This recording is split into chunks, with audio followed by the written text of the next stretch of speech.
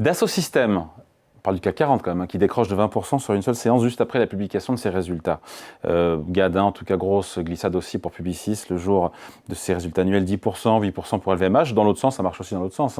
Envolé de 10% pour Kering, enfin autour de 10%, Kering, Safran, Vinci. Après leur publication, jeudi, c'était avant-hier, Orange qui prend 7% post-publication. Pourquoi autant de secousses et des réactions aussi brutales au moment des publications de comptes, des comptes financiers? Réponse avec vous, Laurent Schauderge. Bonjour. Bonjour David. Membre du comité d'investissement chez BDL Capital Management.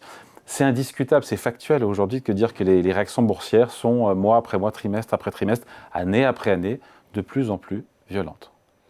Alors c'est vrai que effectivement c'est pas nouveau, c'est une tendance de moyen terme. Oui, mais qui s'exacerbe. Qui s'exacerbe. Et je pense qu'il y a trois phénomènes. Il y en a deux qui sont tendanciels. Ça a pris de l'ampleur. On est d'accord sur le constat. C'est une réalité, on n'a pas inventé à la hausse comme à la baisse, et ça prend de l'ampleur. Oui. Et je pense qu'il y a trois raisons. Il y en a deux qui sont tendancielles de long terme, et il y en a une qui est plus conjoncturelle, qui est liée à l'IA, on peut y revenir. Les deux premières qu'il faut comprendre, c'est premièrement l'essor de la gestion passive. On sait tous que sur les 10-15 dernières années, la gestion passive a pris de plus en plus d'encours par rapport à la gestion active, et cette gestion passive, par définition, ne réagit pas le jour des cours de bourse. Et ce qui se passe, c'est que les gens qui investissent de manière fondamentale, en fonction de la valeur de l'entreprise et de son cours de bourse, sont de moins en moins nombreux. Je prends un exemple théorique, mais qui va nous aider à comprendre. Imaginons que le marché, c'est juste vous et moi, David. Tous les autres ont disparu. La société publie, les nouvelles ne sont pas très bonnes, j'ai envie de vendre mes actions. Le seul acheteur potentiel, c'est vous. Et moi. Vous êtes prêt à les acheter que 20% plus bas. Donc du coup, le cours va baisser de 20%. Si on était donc il y a moins de liquidité, c'est ça? Exactement, il y a moins de liquidité parce qu'il y a moins d'investisseurs qui font la même chose par rapport à il y a 10-15 ans. Ça, c'est le premier sujet. Parce qu'il y a plus de gestion passive. Exactement. Qui joue les indices boursiers et pas les valeurs. Voilà. Deuxième sujet de long terme, c'est qu'au sein des gens qui font de la gestion active toujours, vous avez eu une explosion de ce qu'on appelle la gestion quantitative, la gestion factorielle. Oh là, c'est quoi ça? Alors, c'est toutes ces plateformes qui traitent à très haute fréquence, toute la journée, et en fonction un petit peu non seulement des facteurs des sociétés, est-ce qu'elles sont qualité, est-ce qu'elles sont value, etc. Et aussi, elles prennent beaucoup de paris juste avant les publications. Et donc, elles n'arrivent pas à long terme, elles parient sur est-ce que la publication va être bonne ou mauvaise.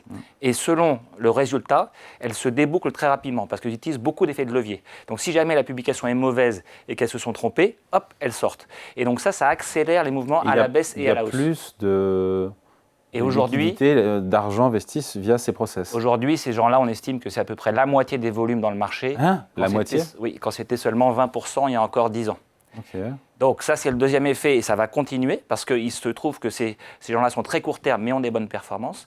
Et le troisième effet, mais qui là est conjoncturel, vous en avez dit un mot, c'est l'intelligence artificielle, où là, spécifiquement sur ce trimestre et depuis le début de l'année, il y a toute cette thématique, est-ce que c'est un perdant ou un gagnant de l'IA? Et donc sur les résultats, les investisseurs ont été très nerveux. Donc finalement, la bonne ou la mauvaise surprise peut faire décrocher ou flamber une action en seulement quelques heures. Il faut y être prêt, il faut d'avoir cette forte sensibilité des investisseurs, parce qu'il y en a de moins en moins, autour des publications. Ce n'est pas quelque chose en fait conjoncturel, ça va continuer à être de plus en plus potentiellement marqué. Tant que la gestion passive augmente, la liquidité va continuer à s'assécher. Et tant que ces plateformes de gestion plus systématiques ont des bonnes performances, elles vont elles aussi collecter, et donc ça va augmenter la tendance. Mais ça laisse quand même une opportunité pour ceux qui restent au sens de gestion active fondamentale. Qui ont des convictions. Ça crée des excès plus élevés que historiquement, et donc ça crée aussi des points d'opportunité plus intéressants. Donc vous, quand vous voyez Publicis qui baisse de 10%, ou d'autres qui perdent 10 ou 15% le jour de publication, c'est pour de bonnes raisons si ça baisse aussi. Donc c'est que les nouvelles n'étaient pas bonnes. Alors c'est pour de bonnes raisons à très court terme. C'est-à-dire qu'effectivement, la publication est sortie, tous ces gens-là attendaient, je ne sais pas, plus 5% de croissance sur le trimestre, la société fait plus 3, tout le monde est déçu, tout le monde vend d'un seul coup parce qu'ils sont tous un peu dans le même sens. Mais c'est excessif de... Est-ce que ça veut dire beaucoup de choses sur la croissance à 2-3 ans de cette société? Pas grand-chose. Nous, on est dans la partie du segment qui investit à 2-3 ans. Donc on essaie de se servir de ces gens qui investissent à très court terme.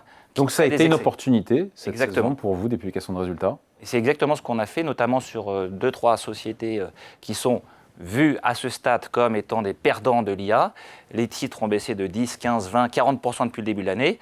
on voit ça comme des opportunités, probablement des excès à court terme et une correction qui va venir au fur et à mesure que le marché se rend compte que peut-être qu'à long terme, une partie de ces métiers-là sont disruptés, mais déjà, ce n'est pas le groupe entier et ça va prendre beaucoup de temps. Bon, après, il faut voir que si on prend un peu de hauteur, paradoxalement, les indices boursiers, eux, enfin la volatilité sur les indices boursiers n'a pas finalement trop bougé, parce qu'on est autour de 20% sur le VIX, la volatilité implicite. Donc, ça veut dire déjà pourquoi, et donc ça veut dire qu'on assiste à l'intérieur, si au global, le bateau ne bouge pas, à l'intérieur, dans chacune des chambres, il se passe plein de choses, mais finalement, le bateau est relativement stable. C'est exactement ça, c'est le paradoxe. Au niveau agrégé, les marchés ne bougent pas trop, la volatilité reste très contenue. Et effectivement, l'explication, c'est qu'il y a des rotations sectorielles importantes au sein du marché. Si on regarde par exemple sur l'Europe, un des segments qui ne marchait pas du tout l'année dernière, qui sont tout ce qui est consommation courante, donc alimentation, boissons, spiritueux, marche beaucoup mieux depuis le début de l'année. À l'inverse, il y a d'autres secteurs qui marchent moins bien. Donc il y a cette rotation à l'intérieur du marché qui fait qu'au total, ça ne bouge pas trop. Voilà.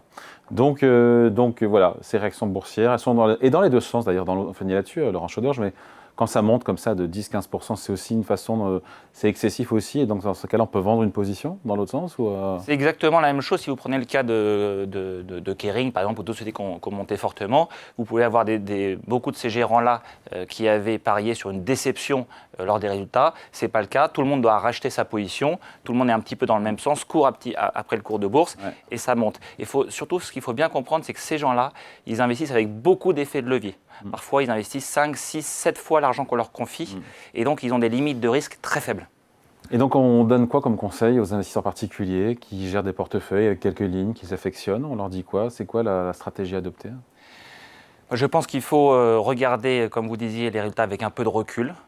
S'intéresser quand il y a des très fortes baisses ou très fortes hausses, parce que souvent, ça provoque des excès. Et ensuite, à la fin, il n'y a pas de raccourci, il faut analyser l'entreprise dans son détail, il faut analyser ses perspectives de croissance, sa rentabilité, est-ce que ça améliore ou est-ce que ça se dégrade, et son bilan aussi, et son niveau d'endettement. Ok, merci à vous. Explication signée Laurent Schauderge pour BDL Capital Management. Merci à vous. Merci David.